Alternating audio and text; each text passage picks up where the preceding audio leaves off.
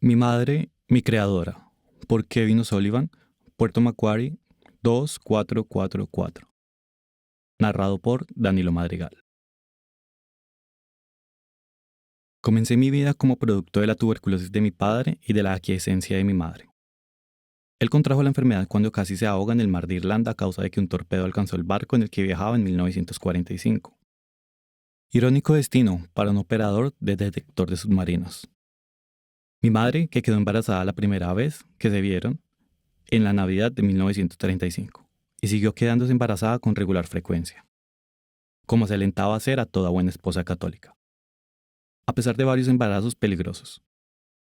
La tuberculosis aumenta la libido de quien la padece, historia que queda más bonita cuando se cuenta a través de los personajes de Mimi o de Violeta que en nuestra casa de la Comisión de Vivienda en Dublín.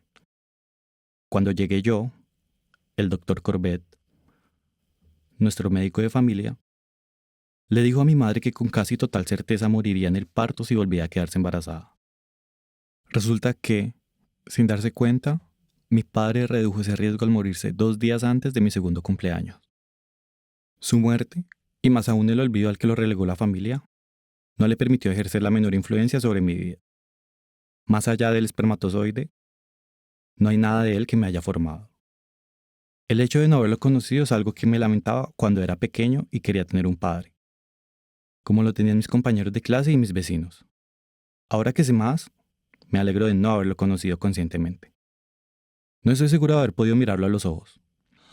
Desde luego no podría haberle estrechado la mano, y mucho menos abrazarlo, pero tengo entendido que no era muy dado a los abrazos. Mis hermanos tenían más posibilidad de sentir su cinturón que sus brazos. Mi madre solía decir a quien escuchara que había tenido que ser padre y madre para los 8 niños que le había dejado. Al abandonar su cómodo hogar en Inglaterra en 1940, se había refugiado en una tierra extraña y había soltado todas las amarras que brindaban seguridad a su vida. De alguna forma continuó viviendo, levantándose por la mañana, o casi todas las mañanas, haciendo la compra, limpiando, cosiendo, tejiendo, planchando, lavando y preparando 189 comidas por semana, o 9.828 por año. Tenía poco tiempo para el afecto. ¿Cómo iba a tenerlo? Tampoco tenía mucho tiempo para la instrucción. No recuerdo lecciones sobre cómo debía ser, más allá de las exhortaciones generales de ser un buen chico, algo que me tomaba a pecho. No hablaba sobre el deber ni sobre la necesidad de seguir adelante. Simplemente lo hacía. Me cuesta imaginar cómo habrá sido encontrarse viuda con 8 hijos, sin parientes que pudieran echar una mano, y sin ingresos hasta que le concedieron la pensión por ser viuda de guerra. Si una persona en semejante situación se fugara o se desmoronara, sentiríamos compasión. Pero ella ni se fugó ni se desmoronó, y sin embargo, sobrevivió. En ocasiones mis hermanos y yo hemos sido duros con ella, y también puedo sentir compasión por nosotros. Pero está claro que su entereza merece respeto. No me intimidan los desafíos ni las tragedias, ni siquiera las grandes. Esto lo aprendí de la rebeldía silenciosa de mi madre ante la adversidad. Valoro la compasión. Esto lo aprendí de la simple generosidad de mi madre hacia los que tenían incluso menos que nosotros. Conozco mis límites. Esto lo aprendí de la capacidad que tenía mi madre para rendirse y meterse en la cama cuando, tras muchos años, se vio superada por todo. Lo que me formó fue el saber que la tragedia puede aparecer en mi vida en cualquier momento, pero no es necesario temerla. Lo que me formó fue el saber que se puede vivir la vida sin todos los adornitos y los accesorios que tenían mis amigos y mis compañeros de escuela. Lo que me formó fue la habilidad de ser, ante todo, autosuficiente y valiente en mis empresas. Entonces la conexión y el amor se convierten en regalos en los que regocijarse, en vez de premios que codiciar.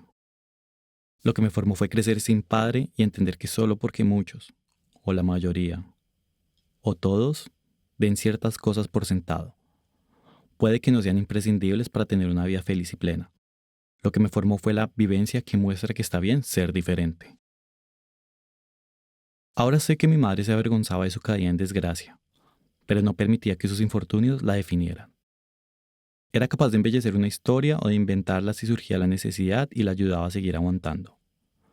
No tengo mucha utilidad para la culpa en mi vida, ni para el arrepentimiento, sino que prefiero ver qué se puede hacer en el momento para enfrentar a los problemas.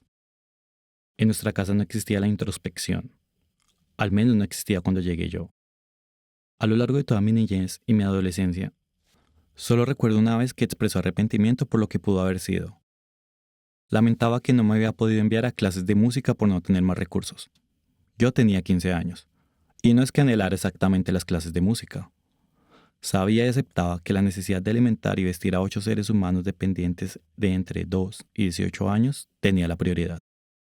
Mi madre me enseñó a mantenerme positivo en tiempos difíciles. Amanece que no es poco, era su lema en épocas de adversidad y de poco dinero. Cuando subía el precio del carbón o la pensión aumentaba, o no lo suficiente. Al igual que mi madre, he soltado las amarras de mis orígenes y me he alejado de mi hogar. Aún estoy lejos de casa, pero, de alguna manera, sé que no importa. Aquí hago un guiño a Sigmund Freud para mi deleite. Tengo un hombre que me quiere y un trabajo que adoro. Así que se cumplen las condiciones esenciales para el bienestar de mi psique. Y me siento seguro en mi felicidad.